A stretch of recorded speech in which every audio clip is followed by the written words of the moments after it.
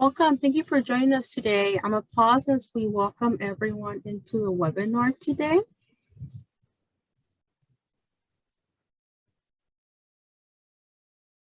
Thank you for joining us. My name is Noemi Guevara, and I am the Director of Alumni Engagement here at California State University, Long Beach. We thank you for joining us today. Before we start, we'd like to let you know this session is being recorded and it will live on our website at csuob.edu/alumni. Also, we encourage you to use our Q&A box located below or above your screen to submit any questions to our guest speaker today. And now it's my pleasure to introduce our moderator for this chat, Vince Calles. Vince earned his degree in philosophy in 2013. Since graduating, he has remained involved on campus and volunteering in various roles. Vince, thank you so much for moderating this chat today. And now I turn it over to you. Thanks, Noemi. I'm excited for this chat this afternoon. And I know that this one's going to get a lot of playback for past, present, and future people that are going to be watching this thing. Let me introduce to you Deionna Gipson. So she spent over a decade working with large organizations in the private, nonprofit, and education sector. She received her Bachelor's of Arts in Communication Studies, has her master's degree in public administration from the Beach, as well as an MPA from ASU in 2020. She also became a licensed realtor in 2018. So while working at UCLA as a project and contract compliance manager, she organized and streamlined workloads in multiple departments in addition to working on proposals, budgets, grants, and other government funding for programs. This inspired her to start her own business, Beauty and Brains LLC, where she assists small business owners in properly creating and registering their businesses. Deionna is an actively involved member of her community, leading the business concierge team for the South LA Chamber of Commerce. She also had the opportunity to work on the 2020 census as a small business partnership specialist to understand the demographics and the needs of business owners throughout South LA. Deionna's mission is to educate, engage, and encourage the South LA small business community. So please join me in welcoming today's 49er Industry Chat host, Deionna Gipson. All right. Welcome. It's a lot to put out there, but I think the thing that strikes me the most is just how educated you are, right? You got a lot of education background, and let's start with that. What made you want to choose Cal State Long Beach, right? You're very intelligent. I'm sure you had a lot of offers. What was it about the beach that really attracted you? Honestly, I didn't know if I was ready to go out of state and do that journey. So as I researched local schools and different majors, I felt that Cal State Long Beach matched my need at the time and what I was looking to explore. I was also first generation college student. So that was another fear of leaving the nest and not having the knowledge or resources, about going to college. So the beach ended up being a great choice. Wow. And then that's a lot of pressure too, when you're that pioneer in your family and, wanting to do more. And it's always how it is too, like the history with your family, like you want to do more with the next generation over. Right. Were you more focused on just the academics? Did you also do clubs and sports or anything like that at the beach? Actually, I was in an organization. So first, when I came in, EOP was a great help. And that program really guided first generation college students. I was a full-time worker. I had to help my family and go to school full-time. And so I didn't really embrace the social aspect of the beach until I joined Delta Sigma Theta Sorority Incorporated. So I joined in fall of '06 and was able to form a sisterhood, and I still have those relationships to this day. We're almost 15 years in. So that was a phenomenal experience. And that's when I really got to engage in the beach and all the social activities junior year. Wow. Yeah, that's like a big part of it too, especially, being a working student. A lot of us take for granted just the flexibility, and you got bills to pay, and you gotta make it work both hand in hand. How was that instrumental in you eventually building your own business? Because you got to navigate like work and school and figure that stuff out. Oh yes, I was 18, 19, working graveyard, sleeping 2 hours, going to school the first 2 years. And so it calmed down a little bit. I was able to go part-time, but it taught me impeccable time management skills. I didn't have time to waste. And having, that social aspect and a social personality, I wanted that part.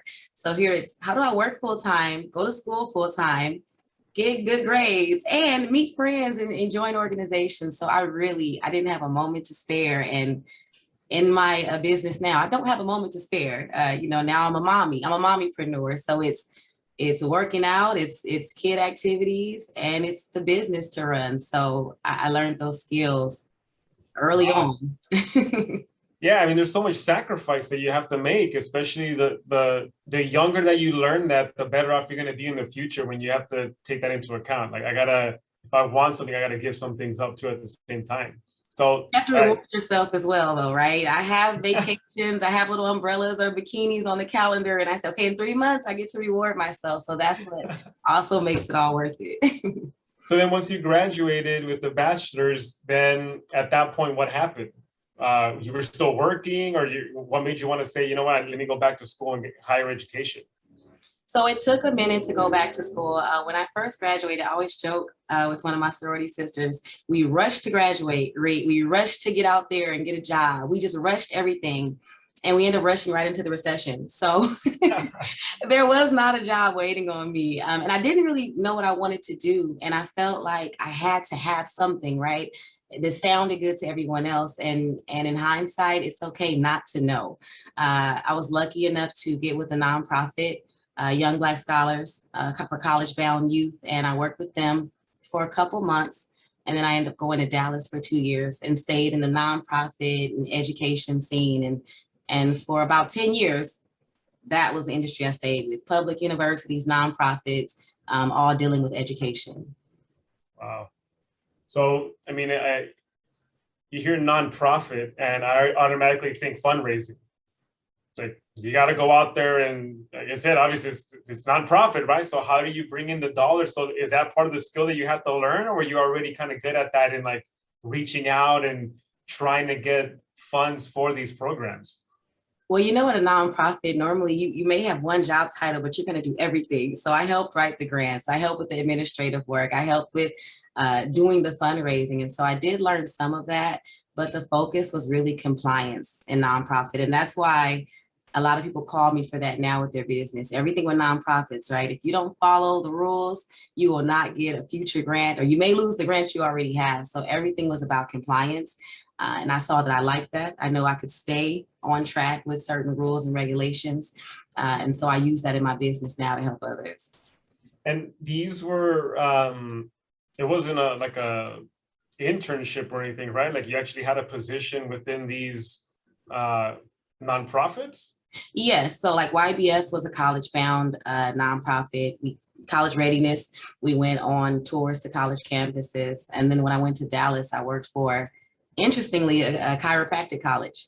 So I learned all about the holistic care, right? I worked with foster youth. I mean, I've done a little bit of everything. And like I said, if I would have admitted, I don't know what I want to do. Let me sit back and think about this. I might not have had all these different jobs, but that's what it took to really explore and find out what it was that I loved and what I wanted to do. Yeah, and you strike me as the type of person that just dives right into an opportunity. Yes.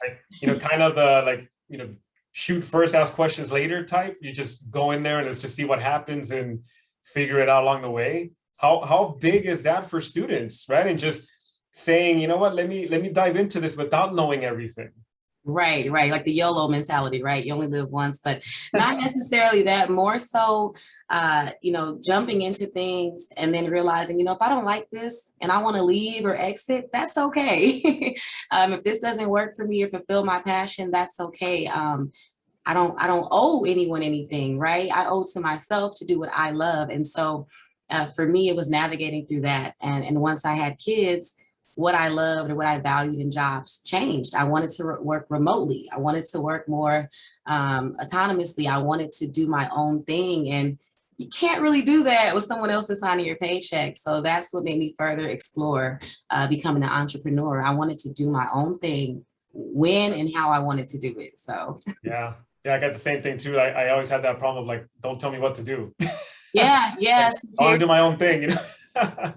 My mom used to say, you have a problem with authority, but you're so smart. You get straight A's in school and you always do well at jobs, but you always clash with your boss. And I say, well, I'm smarter than them. And she said, well, that's not the right answer. And so I think I finally found out that I wanted to create my career. I wanted to create what my job looked like for me. And now that I've done that, I don't have a problem reporting to myself and listening to my ideas and my own directive. So yeah, you're like, Mom, I am the boss. What I'm the are you boss. talking about? And I get it now. And I would say for anyone else that feels like they're having a problem with authority, there's people who love me outside of work, but in working with me, I'm just like, that's not a good idea, or I don't want to do that. And so you need to do your own thing. You need to have your own business where you can make the rules. And that's exactly what I did. And so it's worked for me. And I'm able to help other people navigate through becoming an entrepreneur who had those same feelings working for other people. So, yeah. And that's kind of how it is too. When you're working somewhere, you're already taking an inventory of how they run things, how they're doing their marketing, how they're doing this and that. So it's kind of giving you that sense of what you're going to do eventually when you start building your own business. Yes, definitely. I would say at UCLA, they gave me an amazing opportunity. I can't talk too much internally, right? But there was a department that had a lot of things that, weren't making sense. A lot of work that would double work, things of that nature. And so they put me with an amazing project manager, and I was able to review the problem, come up with a plan, and come up with an execution timeline. And that's when I said, okay, this is my lane. I am process mapping. I am your project manager, and it felt good. I wanted to come to work every day and do that. And I took note. I said, I like this a lot. So how do I do this on my own? I like that, especially since going back to that, right? Like, let me look into an opportunity within the organization that you're already in. So many people will say, I'm limited by this position or this title, instead of reaching out and saying, hey, what do you do? Hey, can I help you with that? And one thing that I learned a long time ago was always going above and beyond what you're paid for, really, because you're going for that next position. How important is that? I will say, because I was working full time and going to school, I didn't get a chance to do an internship, a real internship, or seek out several different ones to see what I liked. And I think that is so important. I tell everyone that's entering college or in college now, please do internships to see what you like. I used to say, I want to be a marketing director. I do not like digital marketing. I do not like social media. People I collaborate with have to beg me to make videos and content. So it sounded good, but until I dived into that, I didn't know I didn't like it. Yeah. And so you have to do those internships to see if this is the industry for you, and not if it sounds good versus does it feel good when you're doing the work. Right. Okay, so then we're going down the timeline here, right? So, okay, graduated, higher education. One of the questions that I'm getting at is why MPA and MBA? Or how do they both tie together, or what happened there? So again, not really knowing which way I wanted to go, I did the MPA, which was amazing. I have some professors at Cal State Long Beach that were so helpful. I don't know if Professor Sundstrom is still there, but she was amazing with grant writing. And so I was working in public education. I was helping with grants and RFPs and proposals. And so I thought that was the right degree to go into. And so when I completed it, I felt I learned a lot. I was more competent in my position, but I didn't learn that much about financing and marketing, right? Because you're nonprofit and public sector. We're not focused on that. And so I felt that I was lacking those components. So when I went back to school for the MBA, that was to get more of the finance and more of the marketing. And I don't regret it, because I work with so many different industries now. I work with nonprofits, for-profits. I've probably worked with over 25 different types of businesses, from salons to cooks, to food trucks, to, you name it. I've worked trucking. And with both degrees, I'm able to navigate through their business and help them. So how were you able to do it with your schedule? At this point, your family's growing, right? And then you're currently working somewhere and you're going to school. So family, work, education, how 26 hours in a day, or how did you do it? Yeah, lack of sleep. No, I got married right before I started my MPA, right, at the beach. And so I had a newborn while in the master's program. Took a break from school, and right when I decided to go back for the MBA and was accepted, I found out I was pregnant with my second baby. So someone said you have to torture yourself, right? And so yes, I went through both programs, a new mommy, and like I said, time management is key. And I was able to juggle it all. But I mean, I'm a to-do lister, so my phone has a calendar. I have a paper calendar. My kitchen has a calendar, so everywhere I know what I'm supposed to do on what day at what time, and that's what works for me. Yeah, I'm very, very organized, creating a system, and Yeah. those are great points. And I hope everybody's taking notes on that, right? When you got a lot on your plate, what do they say? How do you eat an elephant? One bite at a time. So you just organize it and you're able to figure it out and structure that. All right, so then, okay, you finish the higher education stuff, MBA, MPA, then what made you want to say, you know what, let me now branch off and do my own thing? Were you still kind of like building an emergency fund before you made the leap? Or was it like, let me just finish these projects first and then I'm a bounce? Like, how did that go? Oh, and so, yes, so my story, I mean, it's not normal and it doesn't make sense. And that's okay. I used to explain it. It's okay. I'll explain it today. But while I was at UCLA, a friend of mine said, the beauty industry is $1 billion industry. We spend all this money on our hair and our makeup. We should start our own business. And I said, okay. And I was the brainiac in the back doing all our documentation. And so as I went into that industry, I saw that creatives didn't really want to do their own paperwork. And I started helping them with their paperwork. And then I got to the point where I said, am I in the beauty industry or am I starting businesses? But I did all that after hours. So, I'd work all day, I'd come home and I'd plan out this business. And eventually I saw that I enjoyed helping people get their business documents in order more than the beauty industry. But I became known in that industry as that helper or that person that can help them. And I said, well, what is that called? Oh, it's a business consultant. And so that's when I started pushing Beauty and Brains. And that's why it's called Beauty and Brains, because I started helping people, beauty professionals, because most, not all, don't want to do the paperwork. They want to focus on their craft. And it's the same thing with artists and cooks, tattoo artists, you name it. They work with their hands or they're really creative. Most of them don't like doing the paperwork. And so it started as a side hustle, you can say, until it became my main career. Wow. And it's such a natural fit too, that when you're doing nonprofit, like you said, you're putting on so many different hats. One day you're in this department, next day you're in this department, you're doing this, you're doing that. You're getting a sense of how the whole thing works because you're a team player in everything. Yes. It's not specialized in nothing. It's like, hey, all hands on deck. Whatever we need you when you come in. And it's the same thing when you're building your own business. Like you're running the show, every single component, until you eventually grow enough to, have your assistants or whatever, build your own departments in that. So it's amazing. Well, and the secret is too, and what I do now, everyone needs the help in the same area. So everyone thinks they're calling me about something different, right? I'm in a new industry and I have this, and the bottom line is they need help with their business paperwork. So now I'm able to do the same thing over and over for all these amazing companies and businesses, but I'm doing the same thing for once. I'm not wearing so many different hats. That's nice right there. Right. So one of the questions that we have, right, is where I was going to come up next is, all right, so what exactly is that? So someone has an idea. Hey, I want to do something. I want to start my own business. What's the next step? Registering it, creating a name, logo, branding, all that stuff. How do you fit into that process? So when most people call me, they have the money to invest in their business. They have the passion, the dream. They're the expert in their own industry. And they just want to know, how do I make this legal?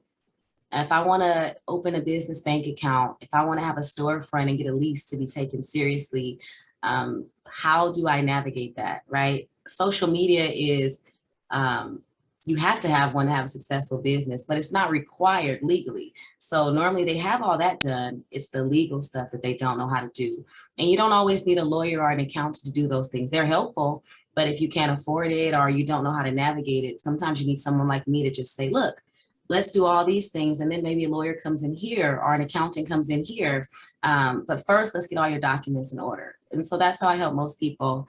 Those that are already in business sometimes will say, well, I want to do a grand opening of a new store. I don't know where to start. I'm not a planner. I'm not an executor. And then I'll consult them through that launch of that new business. Mm-hmm. Okay. Yeah, you remind me of, there's a program too here in Long Beach, and the city has multiple programs too. They have the City of Long Beach has something called the Biz Portal.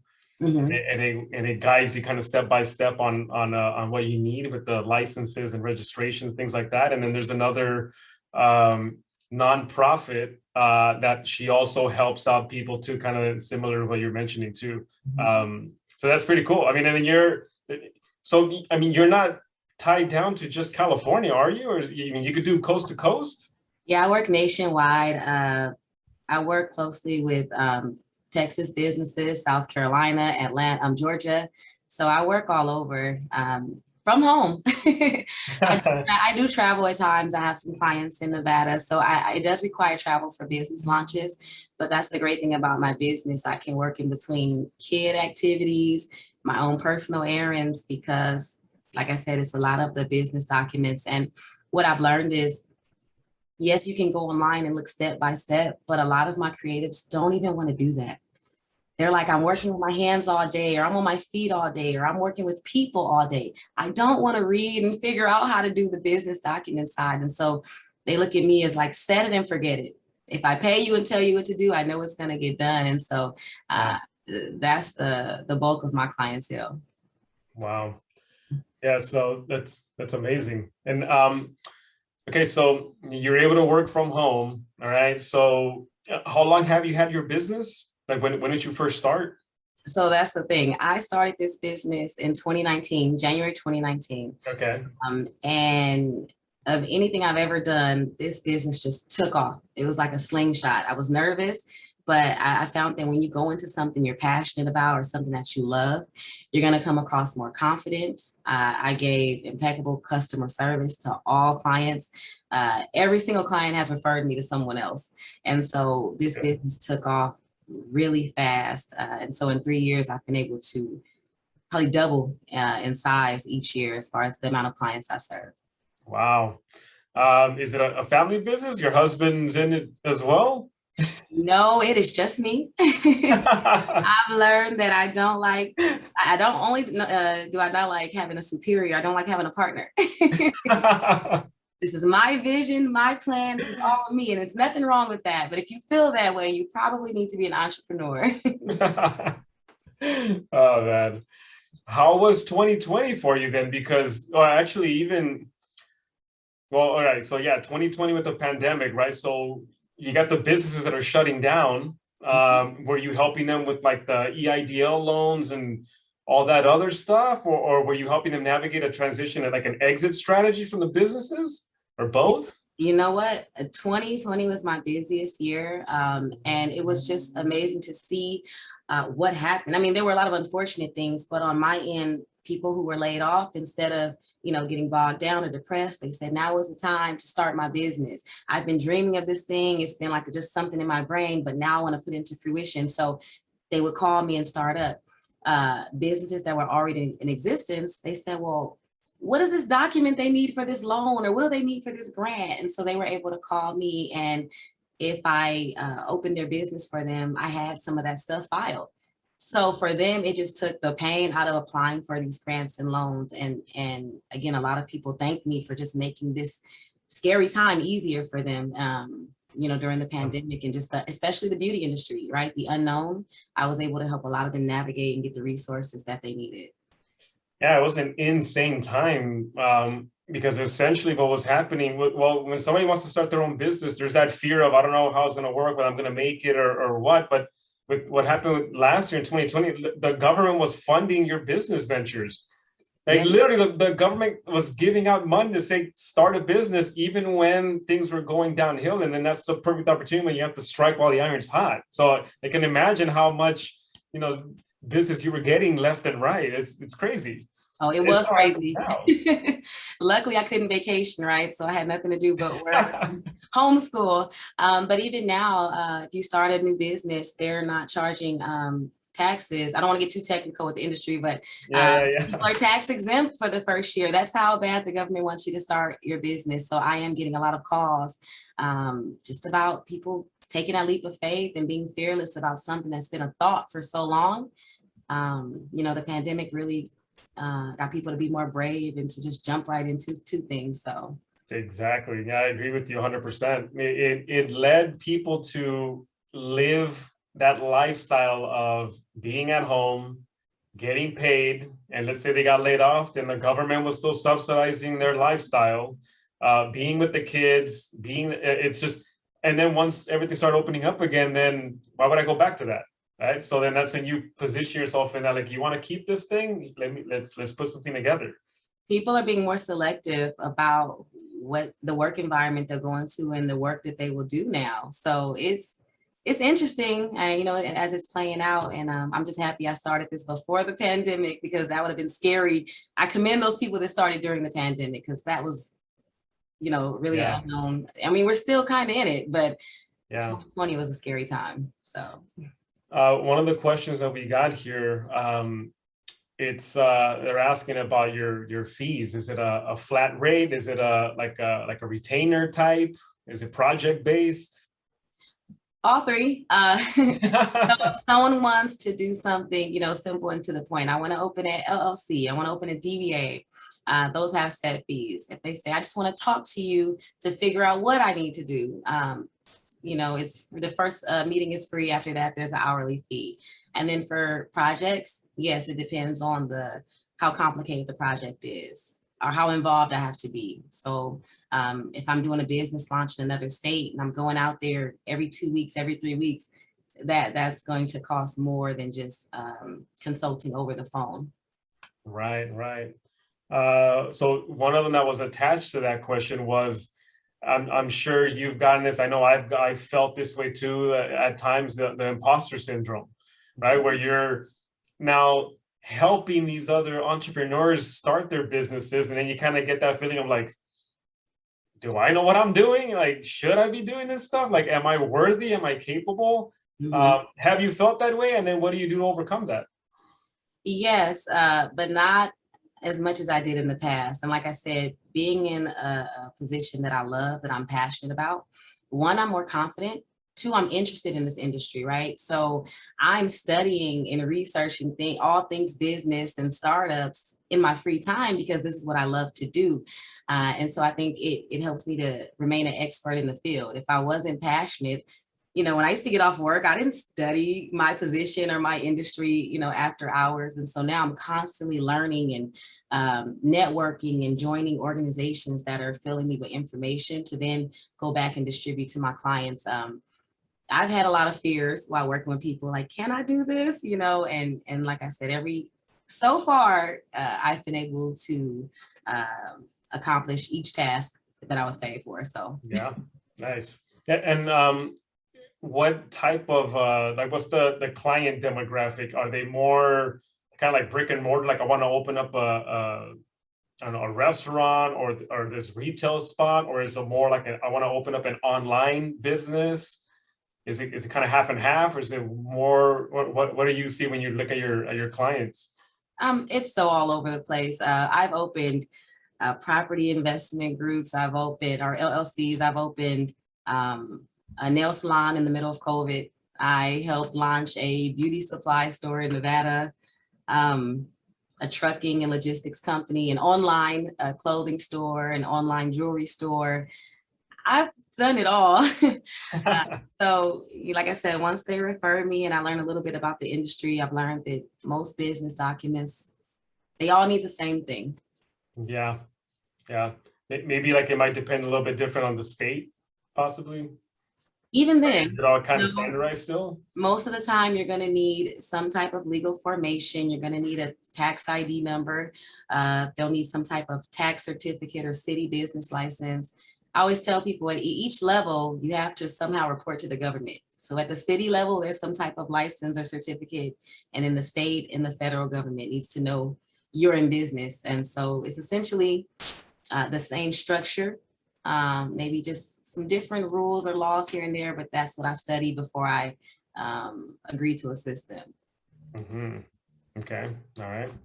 Let me go back to some of these questions. So this one keeps coming up too, the real estate license. How does that, do you still use that? And how does that play into what you're doing? Is that just a separate business that you're also pursuing?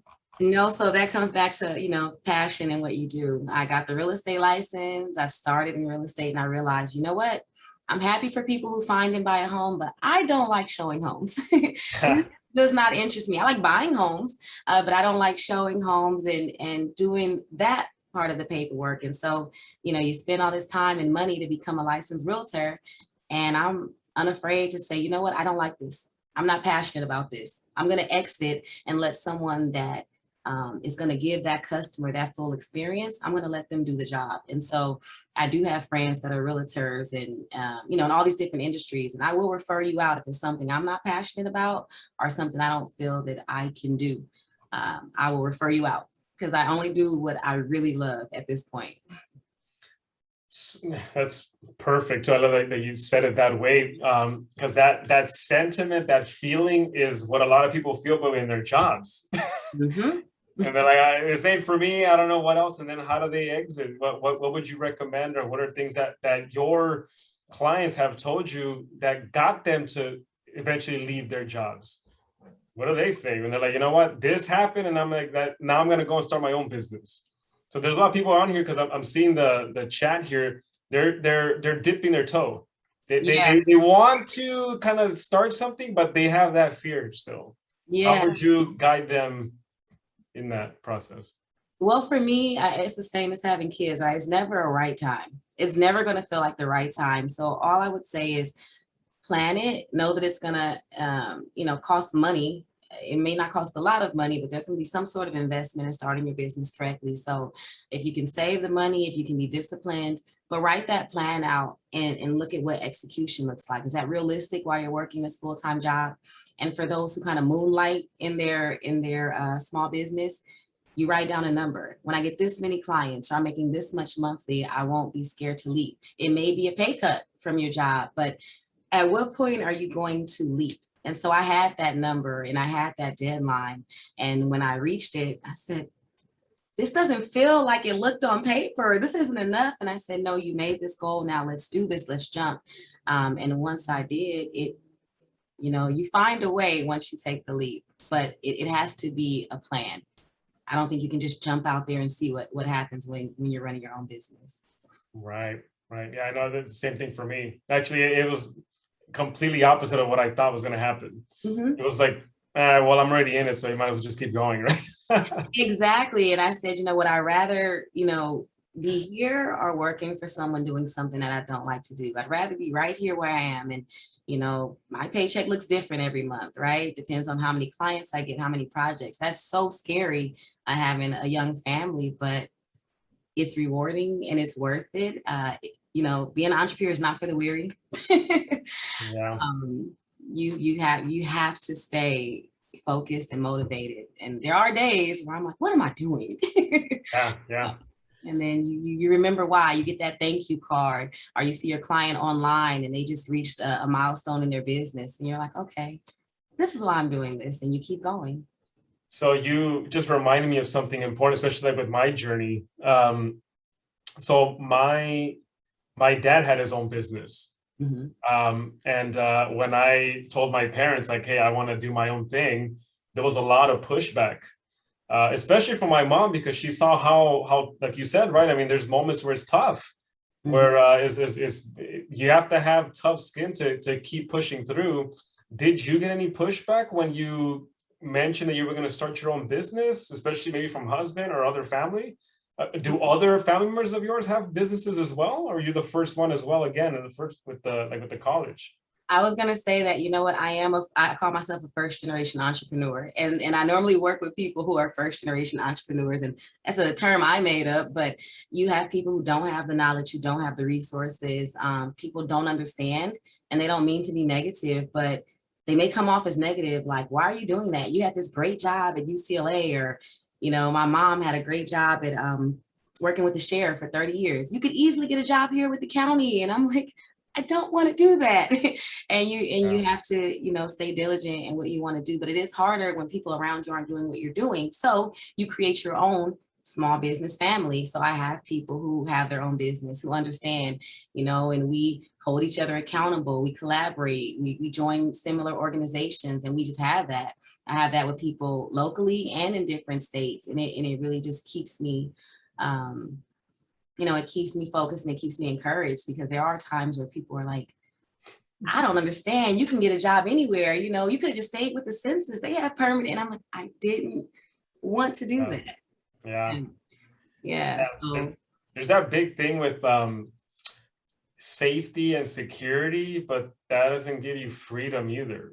And they think, and just from my experience too, people think that the job is safe, but I mean, look what happened with 2020, right? I mean, you're one merger away, one business shift away from your department being left over. So what is secure? I mean, at this point, I think they're both kind of even playing field. Start your own thing, or at least have a backup. And remember, in my age group, right, we graduated and there was a recession. So it was hard to find a job. Now I started my own business a year later. COVID hits. So I'm used to seeing the unstable work environment.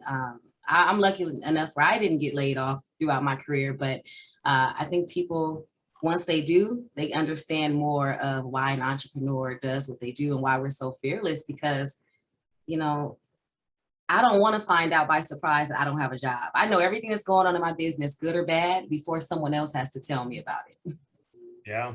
I mean, that was for me too. I remember that the first time I got laid off, that I didn't like that feeling, and I was like, you know what, I'm not gonna feel that way again. And then that's what pushed me to do something else. Where, going back to what you were saying, right? There's these other benefits that for me was more than just you got a retirement plan. I could do something else instead.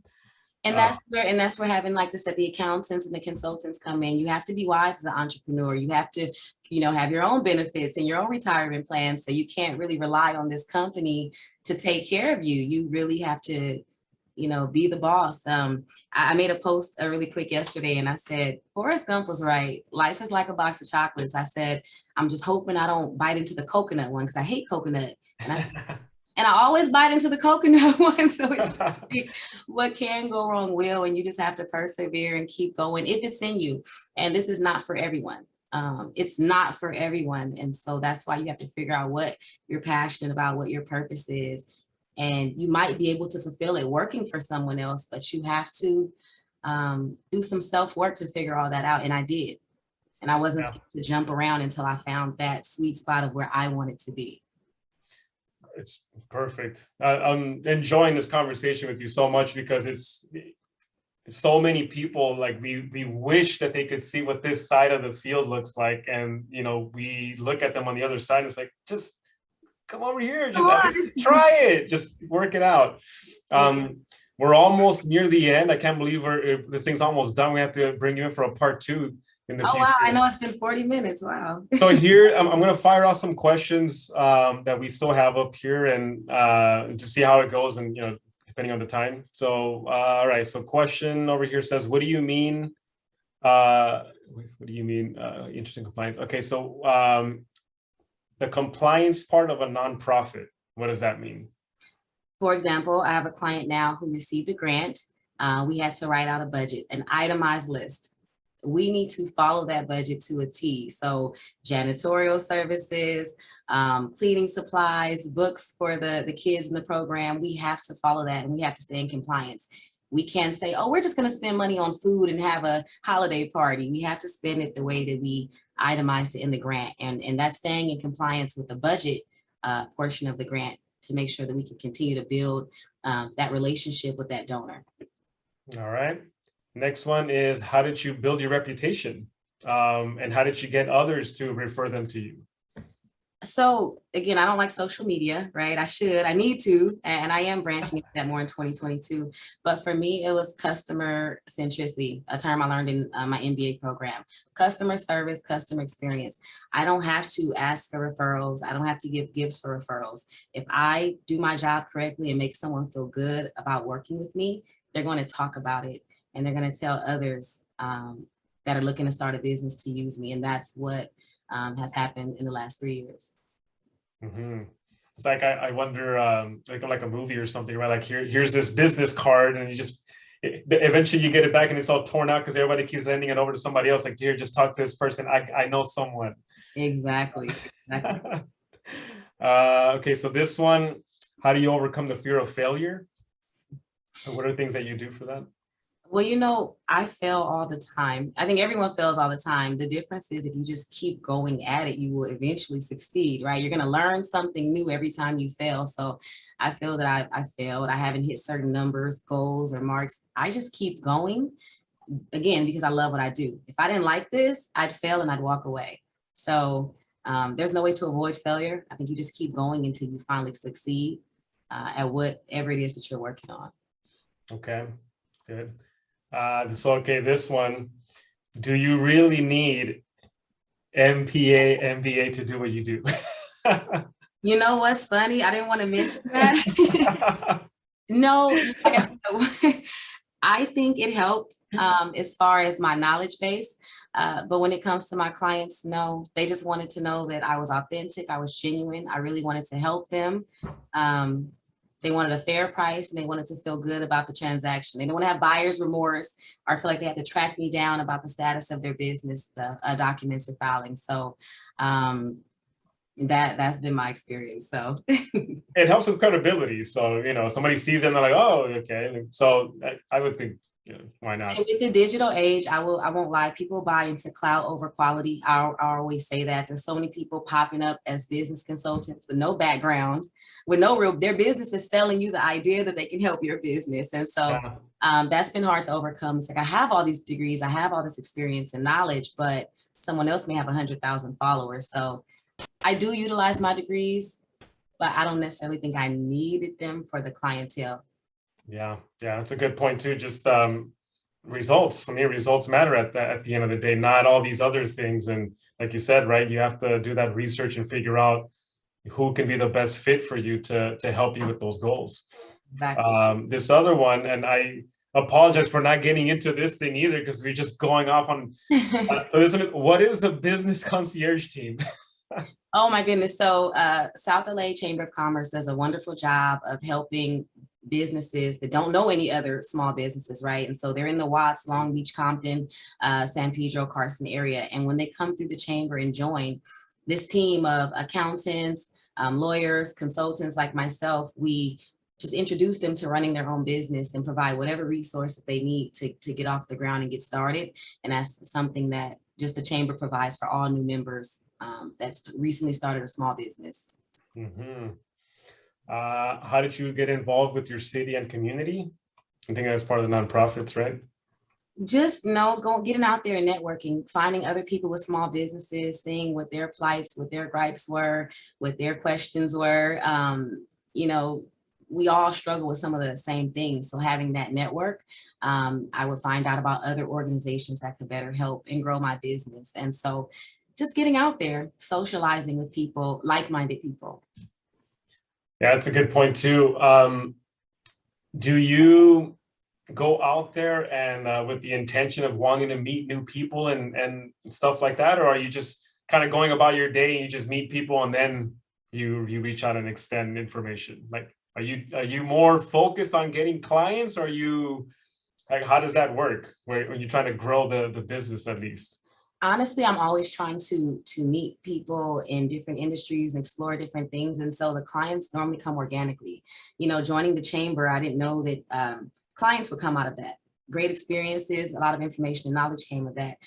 And so as I collaborate and meet with people, the clients come from that. The same thing with this business. I didn't know it was going to be successful financially, but that part came after the love and the passion for what I do. So I just think you're moving through and doing what you enjoy, attending events that you are interested in or enjoy, and you meet people like that.